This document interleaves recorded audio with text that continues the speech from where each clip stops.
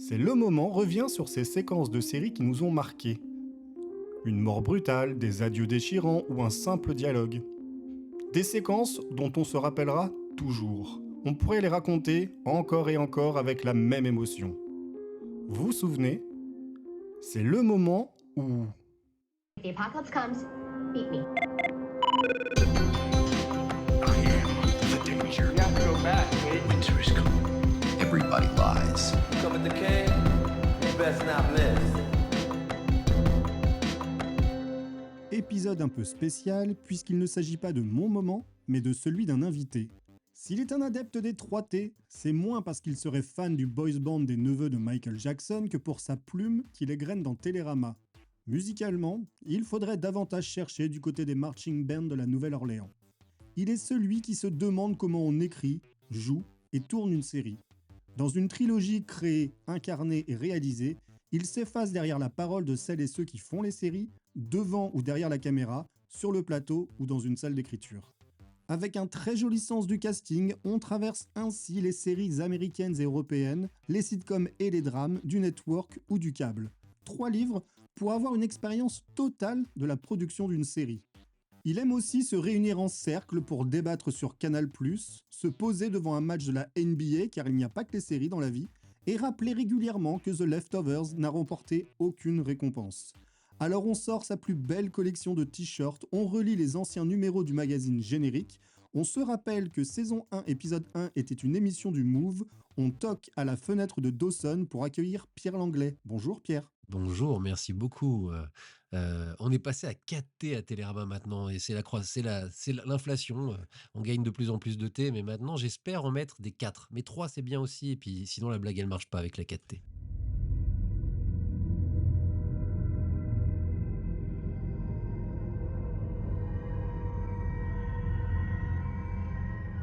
Alors j'ai choisi, alors non pas un épisode de The Leftovers parce que ça a déjà été fait, et peut-être parce que The Leftovers c'est plus un tout qu'un instant pour moi, qu'un moment. J'ai essayé de me souvenir d'un épisode qui m'avait particulièrement ému et qui me honnêtement, je suis pas un gros pleureur, je pleure très, très peu. Hem et cet épisode-là m'a vraiment mis dans un état lacrymal avancé, et quand je le revois, ça marche à tous les coups. C'est The Constant de Lost, donc on reste chez Damon Lindelof quand même, hein, faut pas déconner. J'aurais pu prendre du David Simon, mais c'est moins un grand émotif que Damon Lindelof.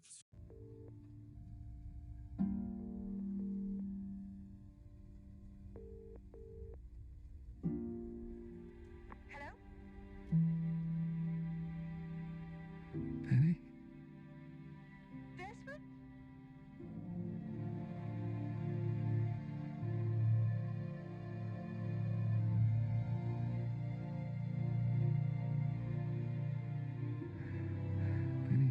Penny, answer. Answer, Penny.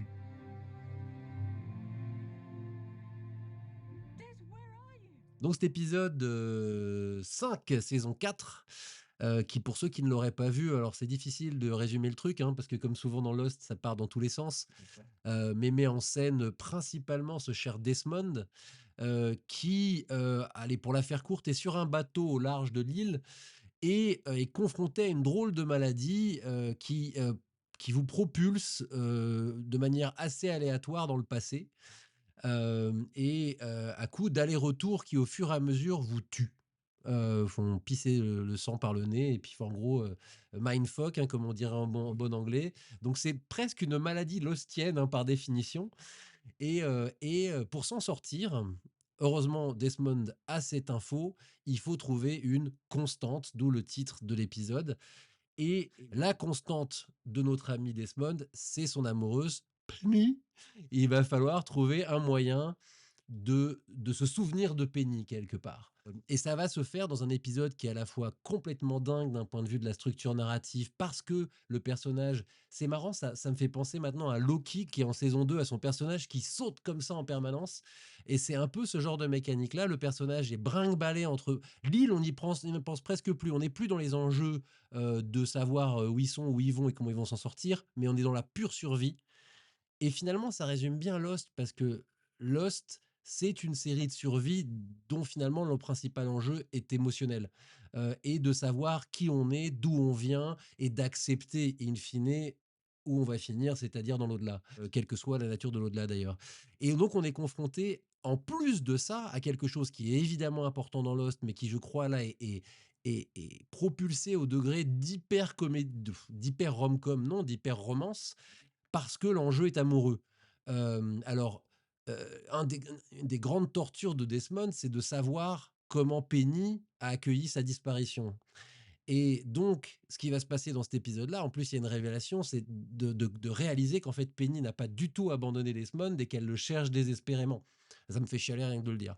Et donc, lui, alors, dans un premier temps, est complètement paumé. Donc, on est face à un truc assez classique et qui marche fort dans les thrillers fantastiques.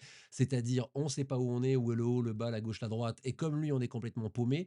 Et une fois qu'on a acquis les clés de cette maladie, on est face à, je pense là, au Lazarus Project récemment, à une série où les enjeux intimes et personnels simples sont la solution à la complexité narrative. Et si j'ai choisi cet instant et ce moment-là, et j'y viens, c'est pour cet instant où il arrive à créer la connexion avec Penny, au sens propre, hein, puisque c'est un coup de fil, et où il y a cette scène où lui est mais dans un état mais enfin, vraiment de désespoir absolu et d'amour complet, et où finalement il dit juste Penny. Enfin voilà, après il lui explique un peu plus de choses, mais il y a cet instant où les deux personnages, juste parce qu'ils décrochent le téléphone et qu'ils se parlent, alors Penny n'a pas conscience de la situation de vie et ou de mort dans laquelle est Desmond, mais ça change pas grand-chose. En fait, l'histoire qu'on nous raconte là, c'est deux choses. C'est d'une part la beauté qu'il y a tout simplement de reconnecter avec les gens qu'on aime, et d'autre part cette notion de constante qui est très belle et qui nous rappelle simplement, dans les moments les plus tordus de l'existence, les plus improbables, quand on est perdu, etc., le meilleur moyen et le seul moyen de survivre, c'est d'être ancré à quelqu'un qu'on aime. Et c'est finalement globalement le message de Lost, hein, mais qui est là, condensé, sublimé dans un épisode, et puis finalement dans une partie de l'épisode seulement, parce qu'il y a tout un truc au début où l'hélicoptère atterrit sur le bateau. Enfin voilà, il y a toute une mise en place. La séquence en elle-même prend pas, mon avis, plus de la moitié de l'épisode. Comme Desmond tombe malade et commence à se faire balader entre le présent et le futur, entre le passé et le présent, pardon, c'est finalement assez court. Oui, et juste avant, en plus, il avait visité Penny dans le passé à cause de ses sauts temporels et lui avait dit que le 24 décembre 2004, il fallait qu'elle soit près de son téléphone, qu'il allait l'appeler et qu'elle devait décrocher. Donc on a en fait presque deux suspens qui s'associent. C'est-à-dire qu'on a le premier suspense avec cette sonnerie hyper longue et on se pose la question de savoir si elle va finir par décrocher ou pas.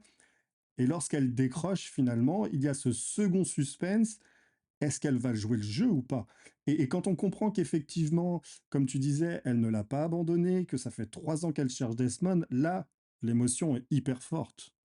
Ça dit autre chose. C'est vrai que tu me rappelles ce bout de la séquence. On va dire que tu es meilleur élève que moi. Tu as revu l'épisode, pas moi.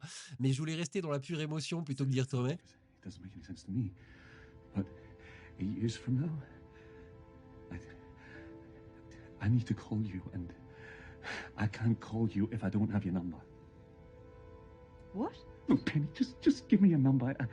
I know I've ruined things. I know you think things are over between us, but they're not. If there's any part of you that still believes in us, just give me your number. What's to say you wouldn't call me tonight or tomorrow? I won't call for 8 years. Que ça dit non seulement l'importance de cette constante-là, et en plus, enfin, d'un point de vue existentiel, moi, ça me plaît parce que ça dit que l'amour, c'est ça aussi.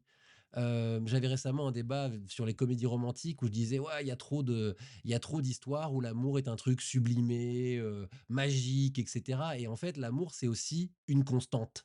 C'est ce truc dans notre vie, parfois plan-plan, parfois quotidien, parfois sublime, mais qui est en tout cas l'ancrage existentiel.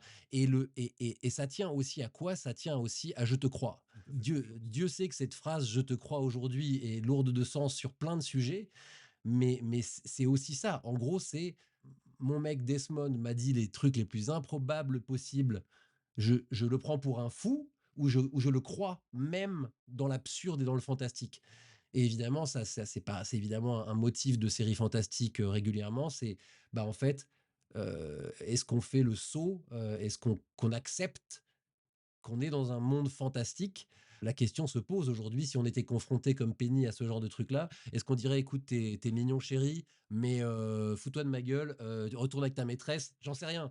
Mais en gros, il y a cette beauté-là aussi d'accepter la magie au sens très large du terme de ce qui est en train de se passer.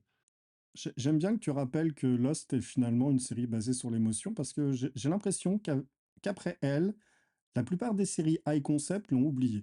Elles ont, elles ont réduit Lost à ce truc, à la narration dense, l'architecture narrative hyper complexe, et elles se disent qu'elles vont essayer de faire plus ou moins la même chose. Sauf qu'avec Lost, on est surtout ému. Alors, on est intrigué par l'histoire, évidemment, mais on est bouleversé par les personnages et leur trajectoire. Et c'est ce qui fait la force de Lost, finalement. Oui, oui, de toute façon, c'est une grave erreur d'analyse que de penser que ce qui fait que Lost a été un succès, c'est en fait, enfin je cherche une C'est métaphore pourrie, j'ai une métaphore pourrie, mais en gros, c'est la jolie couleur de la carlingue de la voiture, les rebondissements. C'est-à-dire, c'est ce qui fait qu'on tourne la tête et qu'on la regarde passer. Mais en vérité, le moteur de Lost, c'est effectivement ses personnages et son émotion. Et c'est vrai que tu as raison que, en tout cas, dans la période qui a suivi Lost, il y a eu trop de séries high concept, comme on disait, qui reposaient essentiellement sur des twists de folie et sur des concepts complètement dingues, type fin du monde. Je crois qu'on en est un peu revenu et que maintenant, les scénaristes savent quand ils se lancent dans un projet qu'il va falloir qu'ils construisent leurs personnages. Récemment, on a eu le problème à trois corps. Quoi qu'on en pense, il y a une vraie volonté des scénaristes de Game of Thrones, qui est aussi un exemple de série high concept, mais avec des personnages attachants. Ils ont bien conscience que ça ne marche pas sans des bons personnages. Et finalement, la meilleure leçon pour moi de Lost, même si après c'est une série qui est partie sur toute autre chose, c'était This Is Us au début, qui était un peu défini comme le Lost du mélodrame, même si Lost est aussi un mélodrame, mais qui était parti du principe que voilà, on allait vous vendre un truc à concept. Les bandes annonces étaient mensongères. C'était des gens qui sont nés le même jour, à la même heure, etc. Ça va être incroyable. En fait, non, hein, parce que c'est des jumeaux. Donc, enfin voilà, il y avait une arnaque là-dedans. Mais c'était l'idée de ces structures narratives complexes. Et dans This Is Us, la structure narrative avec des allers-retours permanents entre présent et passé, puis comme Lost, futur, avec le fameux We Have to Go Back de Lost, qui a été repris finalement par This Is Us, n'a jamais été en place. Alors, on peut toujours dire qu'il y avait le suspense autour de la mort de Jack. Tiens donc, Jack, encore lui. Mais au bout du compte, c'était essentiellement pour nourrir une histoire intime, d'accomplissement, de comment on s'inscrit dans la société quand on est comme ceci, comme cela. Enfin voilà. Et pas du tout une série à suspense. Oh my God, Penny, is that really you? Yeah. Yes, it's me. You believe me? You still care about me? I've been looking for you for the past 3 years. I know about the island. I've been researching.